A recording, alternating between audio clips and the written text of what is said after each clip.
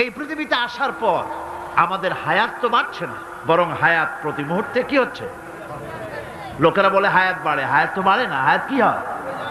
জন্মের পরের থেকে আমার জন্য রিজার্ভ আছে যতটুকুন, 50 বছর বাঁচবো, 60 বছর বাঁচবো, যতটুকুন হায়াত আমার জন্য নির্ধারিত করা আছে, নির্ধারণ করা আছে, প্রতিদিন একদিন একদিন করে কমে যেতেছে। এজন্য আমি বলি, আমার বাড়িতে যে ঘড়িটা আছে, এই ঘড়িটা বেলা 1টার সময় ঢং করে একটা আওয়াজ দেয়, শ্রোতাকে শুনিয়ে দেয়, বাড়িওয়ালা তোমার জীবনের মূল্যবান হায়াত থেকে 1 ঘন্টা কমায়া দিলাম। 2টার সময় 2টা ঘন্টা লাগায় শোনায় দিল, বান্দারে তোমার জীবনের মূল্যবান সময় থেকে 2টি ঘন্টা কমে গেল। এমনি করে দিন গেল, মাস গেল, বছর গেল, আমাদের হুঁশ হলো না। সময় চলে গেল তাস খেলে খেলে, সময় চলে গেল আমাদের খেলাধুলা করে, শয়তানি বদমাশি করে। সময় কতটুকুন পেলাম? কিয়ামতের দিন, বিচারের দিনটা যেটা হবে, আল্লাহ রাব্বুল আলামিন বলেন বিচারের দিনটাই লম্বা হবে 50 আলফা সানা মিম্মা তাউদ্দুন। বিচারের দিনটা লম্বা হবে কত বছর? 50,000 বছর। কত বছর? দুনিয়ায় যেভাবে তুমি হিসাব করো, দুনিয়ার গণনা অনুযায়ী হাসরের বিচারের দিনটা হবে 50,000 বছরের মতো লম্বা। এক কিতাবে দেখেছি, তিনি লিখেছেন হিসাব করে, কিয়ামতের ওই দিনটার হিসাবে 50,000 বছর একটা দিন লম্বা। ওই হিসাবে পৃথিবীতে যারা 60 বছর বাঁচলো, সেজন্য আখেরাতে 2 মিনিট দুনিয়ায় বাঁচলো। চিন্তা করেছে? মাত্র 2 মিনিট। 60 বছর যারা হায়াত পেল, 2 মিনিট বাঁচলো।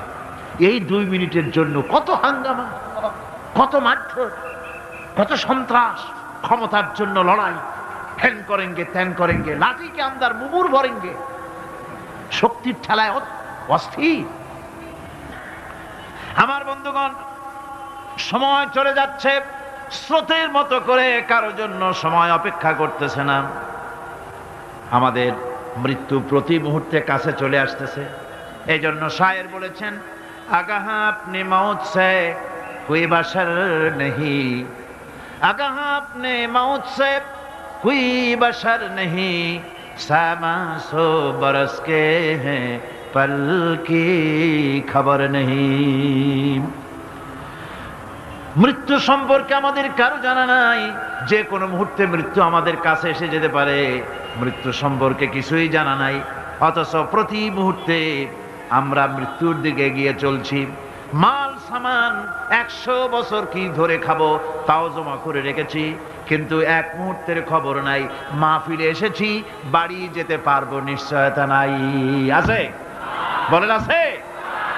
আপনি বাড়ি যাও ভালো, বসেছেন, দাঁড়াতে পারবেন, এই নিশ্চয়তা আছে? নাই। সুতরাং সূরার যে সময়ের উপরে কসম করে মূলত সময়ের অপরিসীম গুরুত্ব সম্পর্কে আল্লাহ পাক মানুষকে বুঝাই দিতেছেন। সময়ের দাম দাও। আমাদের সময় চলে যায় গান শুনতে শুনতে, আশ্চর্য মলম বিক্রি করা দেখতে দেখতে, তাস পাশা খেলতে খেলতে সময় চলে যায়, কেউ খেয়াল করে না। সময় বলতে অতীত কালও হতে পারে, আবার বর্তমানও হতে পারে। আর বর্তমান কাল কোনো কালই না।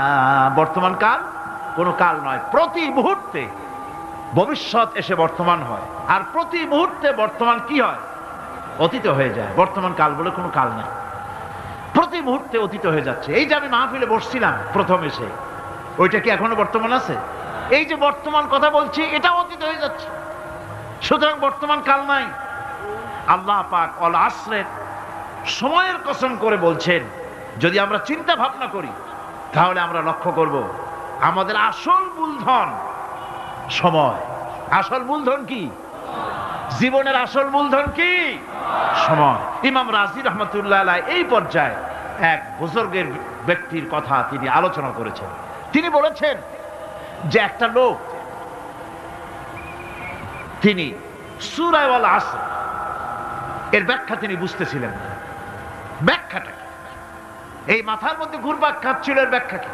একবার তিনি বাজারে ঢুকলেন, তারপরে তিনি শুনতে পেলেন বাজারের এক প্রান্ত থেকে একজন চিল্লায় বলতেছে, সেই ব্যক্তির উপরে রহম করো যার পুঁজি গলে যায়। সেই ব্যক্তির উপরে রহম করো যার পুঁজি গলে যায়। উনি চিন্তা করলেন পুঁজি এবার গলে কেমনে, উনি দৌড়ে গেলেন, যায় দেখেন যে যে ব্যাটা চিল্লাচ্ছে সে হচ্ছে বরফ বিক্রেতা। কি বিক্রেতা? বরফ, বরফ, আইস। এখন এই বরফ বিক্রেতা সে চিল্লায় বলতেছে সেই ব্যক্তির পরে রহম করো যার পুঁজি কি গলে যায়। সূর্যের তাপ বাড়তেছে আর বরফ গলে যাচ্ছে। সে বুঝাতে চাচ্ছে যে আমার এই বরফটা জমাট থাকা অবস্থায় তোমরা কেউ কেনো, যেহেতু আমার পুঁজি তো এর মধ্যে আমি ইনভেস্ট করেছি। এটা যদি পানি হয়ে যায় তো পানি তো কেউ কিনবে না, এটা তো যেখানে সেখানে পাওয়া যায়। বরফ পাওয়া যায় না বলি তো আমি বরফ কিনে আনছি। তোমরা আমার প্রতি দয়া করো, তাড়াতাড়ি করে বরফটা কিনে নিয়ে যাও। ইমাম রাজি রহমতুল্লাহ আলাইহি বলেন, বুজুর্গ ব্যক্তি চিৎকার মেরে বললেন আল্লাহু আকবার, আমি কিন্তু এই বরফ বিক্রেতার ঘোষণার মধ্য দিয়ে সূরা ওয়াল আসরের তাফসীর আমি বুঝে ফেলেছি। তার মানে হলো বরফ বিক্রেতা যেভাবে বলতেছে সেই ব্যক্তির উপরে রহম করো যার পুঁজি গলে যায়, আমারও তো একটা পুঁজি আছে, ওই পুঁজির নাম হায়াত। প্রতি মুহূর্তে আমার পুঁজি তো গলে যেতেছে, আমার পুঁজি তো গলে যায়, প্রতি মুহূর্তে কমে যেতেছে। আহারে এই পুঁজি যে গলে গেল ধরে রাখতে পারলাম না, এই জন্য কিছুই তো করতে পারি নাই। সূরা ওয়াল আসরের ভিতরে মানুষের আয়ুষ্কাল দেওয়া হয়েছে, বরফ গলে যাওয়ার মতো দ্রুত সে আয়ু কমে যাচ্ছে। একে যদি নষ্ট করে ফেলা হয়, ভুল কাজে ব্যয় করা হয়, সেটাই হচ্ছে মানুষের মূল ক্ষতি। মানুষের মূল ক্ষতি। ব্যবসায় ক্ষতিগ্রস্ত হয়েছে, এটা মূল ক্ষতি নয়। স্বাস্থ্য হারাইছে, মূল ক্ষতি নয়। রাজনীতিতে ব্যর্থ হয়েছে, মূল ক্ষতি নয়। জীবনে মন্ত্রিত্ব হারাইছে, মূল ক্ষতি নয়। মূল ক্ষতি প্রতি মুহূর্তে সময় নষ্ট হচ্ছে, এটাই মূল ক্ষতি। ভাইরা, কিয়ামতের দিন জান্নাতীদের কোনো দুঃখ থাকবে না, সকলের দুঃখ থাকবে। জান্নাতীদের কোনো দুঃখ থাকবে নাকি? থাকবে, থাকবে। জান্নাতীদের মনের মধ্যে একটা দুঃখই থাকবে। ভালো করে শুনুন, জান্নাতীদের মনের মধ্যে একটা দুঃখই হবে। তারা মনে মনে চিন্তা করবেন, আফসোস করবেন, আহারে যদি দুনিয়ায় বসে অমুক সময় বাসে বসেছিলাম, আজে বাজে চিন্তা করেছি, বাড়ির ড্রয়িং রুমে একা একা বসে বসে আজে বাজে চিন্তা করেছি, অমুক অমুক সময় খেলাধুলায় কাটাইছি। এই সময়গুলিতে যদি সুবহানাল্লাহ, আলহামদুলিল্লাহ, লা ইলাহা ইল্লাল্লাহ, আল্লাহু আকবার এই তাসবিহ যদি পড়তাম, জিকির আজগার করতাম, জান্নাতের ভিতরে আরো নিয়ামত লাভ করতে পারতাম। সময়টা তো কাজে লাগাইলাম না। মানুষের শর্ত, মুমিনের সব কাজে সওয়াব। ওয়াকুলু লিন্নাসি হুসনা, মানুষের সঙ্গে ভালো ভালো কথা কও, মানুষের সঙ্গে হাসি মুখে কথা কও। একজনের সাথে হাসি মুখে কথা বললেন, আপনার একটা সদকা দেওয়ার মতো সমান সওয়াব আমলনামায় লেখা হয়ে গেল। ভালো ভালো কাম করো।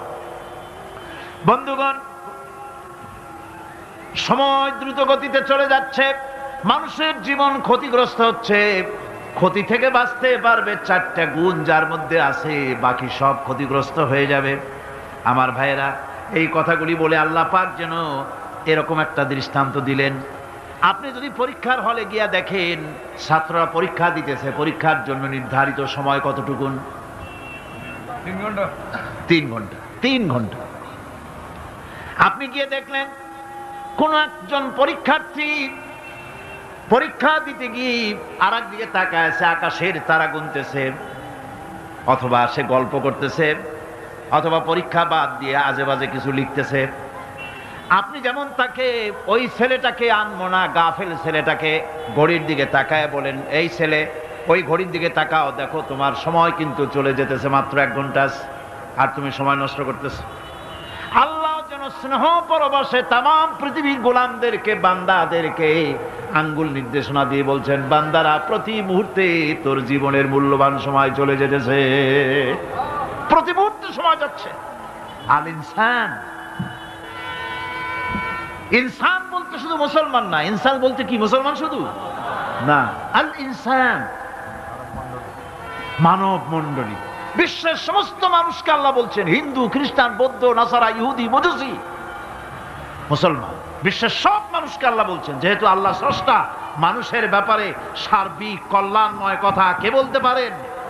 কে বলতে পারেন? সে আল্লাহ রাব্বুল আলামিন বলছেন,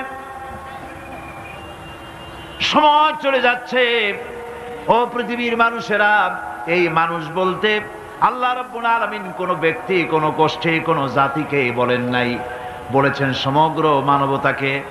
এর অর্থ হচ্ছে সূরাটিতে উল্লেখ্য 4টি গুণ যদি আমল করতে পারে লোকেরা, যেই ব্যক্তি করবে, যেই সমাজ করবে, যেই রাষ্ট্র করবে, যেই গোষ্ঠী করবে, যেই জাতি করবে, তারাই ক্ষতি থেকে বেঁচে যাবে।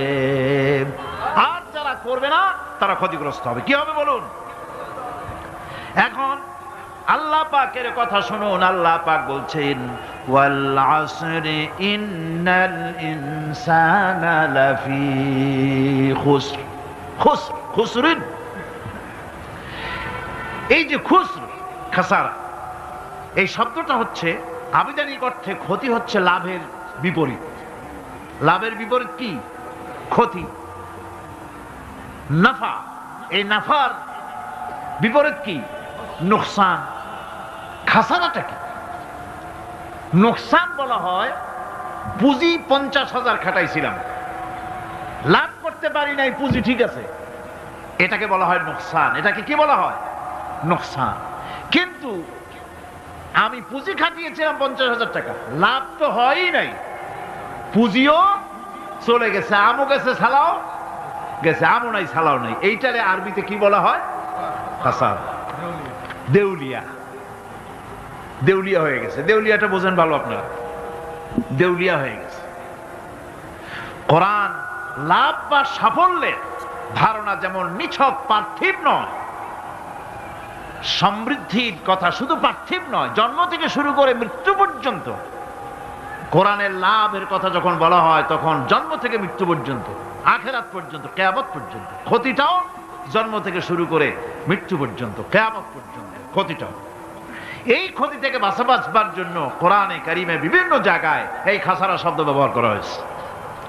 আল্লাহ রাব্বুল আলামিন বলছেন, ওয়ামান খাফফাত মাওয়াজিনুহু ফাউলাইকাল্লাযীনা খাসিরু আনফুসাহুম বিমা কানু বিআয়াতিনা ইয়াযলিমুন। যাদের পাল্লা ভারী হবে কিয়ামতে তারাই হবে সফলকাম, আর যাদের পাল্লা হালকা হবে, নেকির পাল্লা যাদের হালকা হবে তারা হবে ক্ষতিগ্রস্ত। তারা নিজেরাই ক্ষতি সাধনকারী হবে কিয়ামতের দিন। কাজে মানুষের জীবনের সমুদয় কার্যাবলীর ভালো অংশ যদি খারাপ অংশের উপরে বিজয়ী হয়, তারপরে খারাপ অংশ পাওনাদারদের দিয়ে টিয়া, এরপরে যদি নেকি কিছু বাকি থাকে, তাহলে বোঝা গেল লোকটা কিয়ামতে নাজাত পাবে। আর যদি ভালো কাজের উপরে খারাপ কাজ বিজয়ী হয়ে যায় আর সমস্ত পাওনাদারদেরকে পাওনা মিটাইয়া তারপরেও পাপ বাকি থেকে যায়, এক চাইতে খাসারা পৃথিবীতে, আকাশে, জমিনে কিছুই আর হবে না। এর থেকে বাঁচার জন্য আল্লাহ পাক এই খাসারা থেকে বাঁচার জন্যই মানুষকে এই কথা বলছে। এই কথাটি কোরআনে কারিমের অন্য একটি আয়াতে আরো সুন্দর করে বলা হয়েছে, যারা নাকি এই দুনিয়ার বুকে যারা নিজেদের পুঁজি খাটাইছে, জীবনের পুঁজি সুদ কামাইতে খাটালো, জীবনের পুঁজি খাটালো হারাম কামাইয়ের ভিতরে, অন্যায় কাজের ভিতরে, যারা জীবনের পুঁজিকে আল্লাহর দ্বীনের কাজে লাগাতে পারে নাই, তাদের সম্পর্কে বলা হচ্ছে খাসিরাদ দুনিয়া ওয়াল আখিরাতা যালিকা হুয়াল খুসরানুল মুবিন। খাসিরাদ দুনিয়া ওয়াল আখিরাত, দুনিয়াও ক্ষতিগ্রস্ত, আখিরাতেও ক্ষতিগ্রস্ত। এটা হচ্ছে তার জন্য সুস্পষ্ট ক্ষতি, এর থেকে বড় ক্ষতি আর কিছুই হতে পারে না। আল্লাহ পাক কোরআনে কারীমে অন্যত্র বলেছেন, وَنُنَزِّلُ مِنَ الْقُرْآنِ مَا هُوَ شِفَاءٌ وَرَحْمَةٌ لِلْمُؤْمِنِينَ وَلَا يَزِيدُ الظَّالِمِينَ إِلَّا خَسَارًا। আমি এই কোরআন অবতরণের পরিক্রমায় এমন সব বিষয় অবতীর্ণ করেছি যা মুমিনদের জন্য নিরাময় এবং তাদের জন্য রহমত, আর জালিমদের জন্য ক্ষতি ছাড়া আর কিছুই বৃদ্ধি পায় না। জালিমদের জন্য ক্ষতি বৃদ্ধি পায়। আর যারা মুমিন তাদের জন্য এর মধ্যে নিরাময় আছে, এর মধ্যে রহমত আছে। অর্থাৎ যারা এই কোরআনকে যারা নিজেদের আইনের কিতাব হিসাবে গ্রহণ করেছে, কোরআনকে তাবিজের কিতাব হিসাবে নয়, ধর্মীয় কিতাব হিসাবে নয়, কোরআন সংবিধান। কোরআন কি? কোরআনকে যারা সংবিধান হিসাবে মেনে নিয়েছে, কোরআনকে যারা সংবিধান হিসাবে গ্রহণ করলো, ব্যক্তি, পরিবার, সমাজ, রাষ্ট্রে তাদের যাবতীয় মানসিক, বুদ্ধিবৃত্তিক, নৈতিক, তামাদ্দুনিক রোগের নিরাময় হবে, এর দ্বারা শান্তি হবে। কিন্তু যেসব জালিম এই কোরআনকে প্রত্যাখ্যান করেছি, কোরআনকে যারা মৌলবাদীদের কিতাব বলে, কোরআনের কথা বললে মৌলবাদ বলে গাইল দেয়, তারা তাদের কপালকে পোড়াইয়া ছাই বানাইয়া দিছে, তাদের তাদের কপাল ভস্মীভূত করে দিয়েছে। আমার দেশে, এই দেশটা কি মুসলমান বেশি না অন্য জাতি বেশি? কোন? জোরে কোন?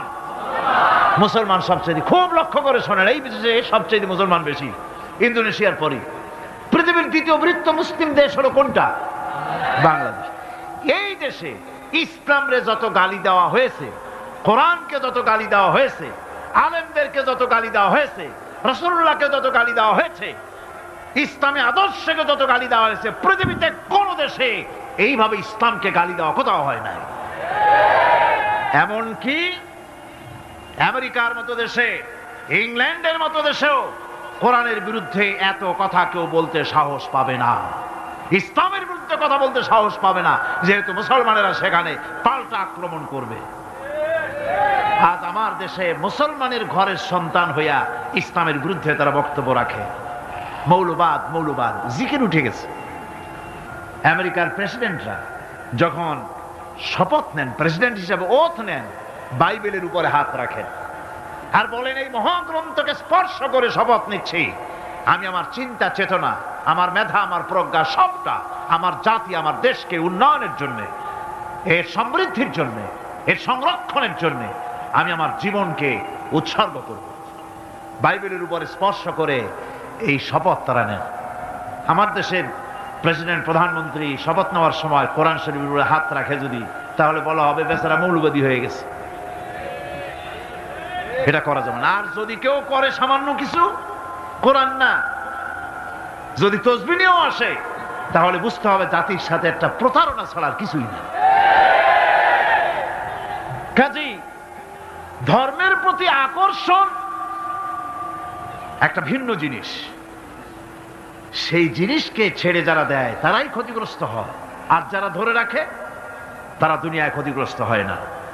আল্লাহ পাক এখানে রাসূল করিম সাল্লাল্লাহু আলাইহি ওয়াসাল্লামের একটি হাদিস প্রণিধানযোগ্য কোরআনের ব্যাপারে। হুজুর বলেছেন, আল কোরআন হুজ্জাতুন লাকা ওয়া আলাইকা। এই কোরআন হয় তোমার পক্ষের সাক্ষী, না হয় এই কোরআন তোমার বিপক্ষের সাক্ষী। কিয়ামতে এই কোরআন হয় তোমার পক্ষে কাজ করবে, নতুবা এই কোরআন তোমার বিপক্ষে কাজ করবে। দুই অবস্থা থেকে খালি হবে না, হয় কোরআন তোমার পক্ষে সাক্ষী দেবে, না হয়। আমরা কি চাই? কিয়ামতে কি চাই? বলেন কি চাই? কোরআনের পক্ষে যদি আমরা সাক্ষী চাই, তাহলে এই কোরআনের পক্ষে আমাদেরকে কাজ করতে হবে। এছাড়া আমাদের নাজাতের কোনো পথ নাই। আমাদের মুক্তির পথ হচ্ছে কোরআন কেন্দ্রিক, রাসূলুল্লাহর হাদিস কেন্দ্রিক। এর বাইরে আমাদের সমস্ত পুঁজি নষ্ট হয়ে যাবে। আমাদেরকে পৃথিবীতে টিকে থাকতে হলে কোরআনের উপরে ভিত্তি করে আমাদেরকে বাঁচতে হবে, টিকতে হবে। কোরআনে কারিমে আল্লাহ রাব্বুল আলামিন অন্যত্র বলেছেন, কুল ইন্নাল খাসিরিনাল্লাযীনা খাসিরু আনফুসাহুম ওয়া আহলিহিম ইয়াওমাল কিয়ামাহ আলা যালিকা হুয়াল খুসরানুল মুবিন। বলো, প্রকৃত দেউলিয়া তারাই যারা কিয়ামতের দিন নিজেকে, নিজের পরিবার পরিবর্গকে এই ক্ষতির দিকে যারা ঠেলে দেবে। ভালো করে শুনে নাও, এটি হচ্ছে সুস্পষ্ট ক্ষতি, সুস্পষ্ট দেউলিয়াপনা। এই ক্ষতি থেকে বাঁচার জন্য আল্লাহ রাব্বুল আলামিন কোরআনে কারীমের মধ্যে বলেছেন, ওয়াল আসরি ইন্নাল ইনসানা লাফি খুসর। পড়েন সবাই, ওয়াল العصر إن الإنسان لفي خسر। মানুষের সমগ্র মানুষের জীবন ক্ষতিগ্রস্ত, ব্যর্থ। কে বলতেছেন? গা শিউরে ওঠার কথা না? গা শিউরে ওঠে। আল্লাহ বলতেছেন ক্ষতিগ্রস্ত, ব্যর্থ। আপনি যতই মনে করেন আপনার মিল আছে, কল আছে, কারখানা আছে, মন্ত্রী, টাকা পয়সা আছে, প্রেসিডেন্ট হয়েছেন, প্রধানমন্ত্রী হয়েছেন, আপনার জীবন সফল হয়েছে, আল্লাহ বলেন না, জীবন ব্যর্থ, জীবন বিফল, জীবন ক্ষতিগ্রস্ত। তাম পৃথিবীর সমস্ত মানুষ ক্ষতিগ্রস্ত, ব্যর্থ। 4টা কাজ করলে সফল হবে। কয়টা কাজ? জোরে বলেন, কয়টা কাজ? ইল্লাল্লাযীনা আমানু ওয়া আমিলুস সালিহাতি ওয়া তাওয়াসাউ বিল হাক্কি ওয়া তাওয়াসাউ বিস সাবর। 4টা কাজ করলে জীবন হবে সফল। এই ব্যর্থতা থেকে, এই ক্ষতি থেকে যদি বাঁচতে চাই কিনা? কারা কারা চাই? দেখাই তো হাত। কারা কারা চাই? ক্ষতির হাত থেকে বাঁচতে চাই কারা? আলহামদুলিল্লাহ, হাত নামান। ক্ষতির হাত থেকে যারা বাঁচতে চান, আল্লাহ রাব্বুল আলামিন তাদের জন্য ফর্মুলা পেশ করেছেন, ইল্লাল্লাযীনা আমানু ওয়া আমিলুস সালিহাতি ওয়া তাওয়াসাউ বিল হাক্কি ওয়া তাওয়াসাউ বিস সাবর। আল্লাহ পাক বলেন 4টি কাজ করলে জীবন সফল হয়ে যাবে। কয়টা কাজ? 4টা কাজ করলে জীবনটা সফল হয়ে যাবে। 1 নম্বরে ঈমান। 1 নম্বরে কি? ঈমান। এটাই হচ্ছে ফাউন্ডেশন। ক্ষতি থেকে বাঁচার জন্য প্রথম যে গুণটি, সেটির নাম হচ্ছে ঈমান। ইসলামে ঈমানের স্থান সর্বপ্রথম, তারপরই হচ্ছে ইসলাম। ঈমান আগে, তারপরে কি? ইসলাম। ইসলাম হচ্ছে বীজ, ঈমান হচ্ছে বীজ, আর ইসলাম হচ্ছে চারা, গাছ। এটা হচ্ছে ভিত্তি। এই ভিত্তিকে সর্বপ্রথম মজবুত করতে হবে। ঈমানের ভিত্তি, ঈমানের ভিত্তি দুনিয়ায় ঈমানের আহ্বান জানাবার জন্যই আল্লাহ রাব্বুল আলামিন সমস্ত নবী এবং রাসূলদেরকে পৃথিবীতে পাঠিয়েছেন ঈমানের আহ্বানের জন্য। দুনিয়ার সমস্ত নবীদের দাওয়াত ছিল ঈমানের দাওয়াত। কিসের দাওয়াত? এই ঈমানের দাবিটা আসছে, এই দাওয়াতটা এসেছে আল্লাহর কাছ থেকে। কার কাছ থেকে? দেখুন, পৃথিবীর ভিতরে কোন নবীদের কথার সাথে আরেকজন নবীর কথার কোনো বৈপরীত্য হয় নাই। সমস্ত নবীদের কথা একরকম ছিল। কয় রকম? একজন নবীর সঙ্গে তার বক্তব্যের সাথে আরেকজন নবীর বক্তব্যের কোনো গুণগত মৌলিক কোনো পার্থক্য ঘটে নাই, অসঙ্গতি হয় নাই। কারণ নবীরা, আম্বিয়া আলাইহিমুস সালাম, নিজেরা বানিয়ে কথা রচনা করে তারা মানুষের সামনে পেশ করে নাই। সমস্ত নবীদের কাছে যত দাওয়াত এসেছে, একটা অফিস থেকে এসেছে। সে অফিসটা হচ্ছে কার? আল্লাহ রাব্বুল আলামিনের। তাই দুনিয়ার সমস্ত পয়গম্বরদের দাওয়াত ছিল না ইলাহা ইল্লাল্লাহ, লা ইলাহা ইল্লাল্লাহ, লা ইলাহা, লা ইলাহা ইল্লাল্লাহু মুহাম্মাদুর রাসূলুল্লাহ। এটাই ছিল সমস্ত নবীদের দাওয়াত। কোরআনে কারীম তার ধারক এবং বাহক সম্পর্কে বলে যে তিনি যে দাওয়াত দিয়েছেন সে দাওয়াতটা হলো ঈমানের দাওয়াত। আমাদের নবী তিনি এসে যে দাওয়াত দিয়েছেন সে দাওয়াতটা কিসের? কোরআনে কারীম বলছি, রব্বানা ইন্নানা সামি'না মুনাদিয়ান ইউনাদি লিল ঈমান। হে আমাদের রব, নিশ্চয়ই আমরা এমন একজন আহ্বায়কের আহ্বান শুনেছি যিনি আমাদেরকে ঈমানের দাওয়াত দিয়েছেন। এমন কোন পয়গম্বর নাই দুনিয়ায় যিনি ঈমানের দাওয়াত দেন নাই। সকলেই ঈমানের দাওয়াত মানুষের সামনে, বিশ্ববাসীর সামনে পেশ করেছেন। কোরআনে হাকিম স্পষ্ট একটা সীমারেখা দুনিয়ার মানুষের সামনে পেশ করে পৃথিবীর মানুষগুলিকে দুটি শ্রেণীতে বিভক্ত করে দিয়েছে। একটি হচ্ছে ঈমান পোষণকারী, আরেকটি হচ্ছে অবিশ্বাসী। একটা ঈমান পোষণকারী আর একটা অবিশ্বাসী। ঈমান পোষণকারীরা সত্যশ্রয়ী, তারা হচ্ছে জ্ঞান এবং নূরের সম্পদে সমৃদ্ধ। আর দ্বিতীয় দলটি হচ্ছে কাফের, জালিম, মূর্খ। তারা হেদায়েতের রাস্তা তাদের জন্য অবরুদ্ধ।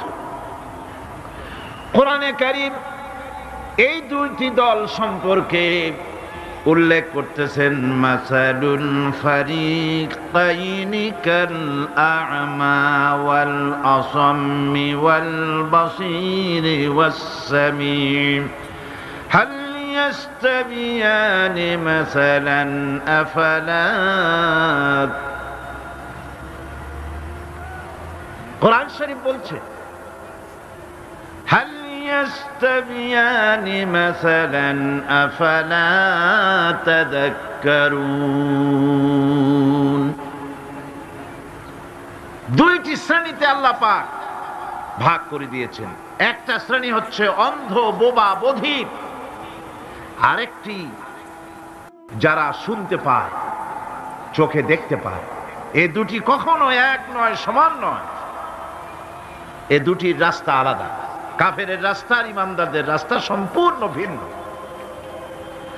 আল্লাহ রাব্বুল আলামিন ঈমান এবং কুফরের পার্থক্য বলে দেওয়ার জন্য গোটা মানব জাতির মধ্যে স্পষ্ট করে বলেছেন, লা ইকরাহা ফিদ-দীন ক্বাদ তাবায়্যানার রুশদু মিনাল গায়ব। দ্বীনের ব্যাপারে জোর জবরদস্তি নেই। এখানে হেদায়েতের পথ এবং গোমরাহি, হেদায়েতকে গোমরাহির পথ থেকে সম্পূর্ণ আলাদা করে দেওয়া হয়েছে। লা ইকরাহা ফিদ-দীন, দ্বীনের ব্যাপারে কোনো জোর জবরদস্তি নেই। যারা ধর্মনিরপেক্ষবাদী তারা এই আয়াতটাকে নিজেদের মতবাদকে প্রতিষ্ঠার লক্ষ্যে অনেক সময় কাজে লাগায়। দুটি আয়াতকে তারা বেশি ব্যবহার করে। একটা হচ্ছে লাকুম দীনুকুম ওয়ালিয়া দীন, আর একটা হচ্ছে লা ইকরাহা ফিদ-দীন। এই দুইটি আয়াতকে ধর্মনিরপেক্ষবাদীরা ব্যবহার করে। এই দুটির কোনটি তাদের আদর্শকে বোঝাবার লক্ষ্যে ব্যবহারের কোনো সুযোগ নাই। লা ইকরাহা ফিদ-দীন, ধর্মের ব্যাপারে কোনো বাড়াবাড়ি নাই, জোর জবরদস্তি নাই। এ কথা বলা হয়েছে এই কারণে যে কোনো বিধর্মীকে, অমুসলিমকে ভয় দেখিয়ে, লোভ দেখিয়ে অথবা কোন ক্রমে কোন প্রকার চাপ সৃষ্টি করে তাকে মুসলমান বানানো যাবে না।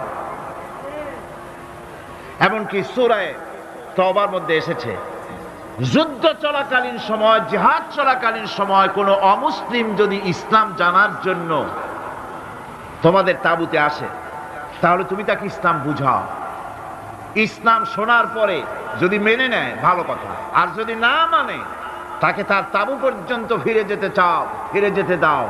মাঝপথে তাকে আক্রমণ করা যাবে না। ধর্মের ব্যাপারে কোনো বাড়াবাড়ি নাই। লা ইকরাহা ফিদ-দীন, এর দ্বারা ধর্মনিরপেক্ষতার কোনো কথা বোঝানো হয়নি। আর লাকুম দীনুকুম ওয়ালিয়া দীন, এটা ছিল কাফেরদের সেই বক্তব্যের প্রেক্ষিতে যেখানে কাফেরেরা বলেছিল, মুহাম্মদ সাল্লাল্লাহু আলাইহি ওয়াসাল্লাম, আসুন আমরা এক কাজ করি। সেটা হলো, ধর্ম নিয়ে আমাদের মধ্যে যে বাকবিতণ্ডা হচ্ছে, আমরা ধর্মকে 50-50 ভাগ করে নিই। কিছুদিন আমরা গিয়া আপনার আল্লাহরে সেজদা দেই, আর কিছুদিন আপনারা আমাদের মূর্তিগুলিকে প্রণাম করুন। এই প্রস্তাব যখন রাখল, আল্লাহ রাব্বুল আলামিন সূরা কাফিরুন অবতীর্ণ করে দিলেন, কুল ইয়া আইয়ুহাল কাফিরুন লা আ'বুদু মা তা'বুদুন। হে কাফেরেরা, হে অবিশ্বাসীরা, নবী আপনি বলুন, হে অবিশ্বাসীরা, তোমরা যার ইবাদত করো আমরা তার ইবাদত করি না, আবার আমরা যার ইবাদত করি তোমরাও তার ইবাদত করো না। সুতরাং লাকুম দীনুকুম ওয়ালিয়া দীন, সুতরাং তোমাদের দিন তোমাদের জন্য, আমাদের দিন আমাদের জন্য। এখানে নিরপেক্ষতার কথা বলা হয় না, এখানে পক্ষের কথা বলা হয়েছে। কিসের পক্ষ? ধর্মের পক্ষ। কিসের পক্ষ? হিন্দু, খ্রিস্টান, বৌদ্ধ, তোমরা তোমাদের ধর্মের পক্ষে থাকো। মুসলমান, তোমরা তোমাদের ধর্মের পক্ষে থাকো। ধর্মের ব্যাপারে নিরপেক্ষ হওয়ার কোনো সুযোগ নাই। আছে নাকি সুযোগ? আমি পার্লামেন্টে বলেছি এই কথা,